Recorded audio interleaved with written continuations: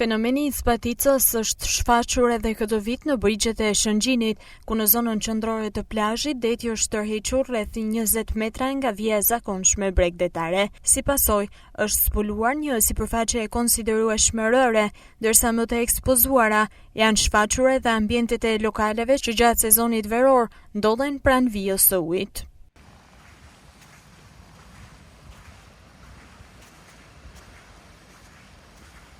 Pamjet e krijuara kanë tërhequr vëmendjen e banorëve dhe frekuentuesve të zonës, të cilët shprehen se ky fenomen nuk është i pazakontë për këtë bregdet. Sipas tyre, zbaticat e tilla përsëriten pothuajse çdo vit, sidomos në periudha të caktuara, kryesisht jashtë sezonit turistik. Nga ana tjetër, ekspertët e mjedisit e lidhin këtë dukuri me faktor natyror, si ndryshimet e presionit atmosferik, drejtimi dhe forca e erërave, si dhe lëvizjet e masave ujore.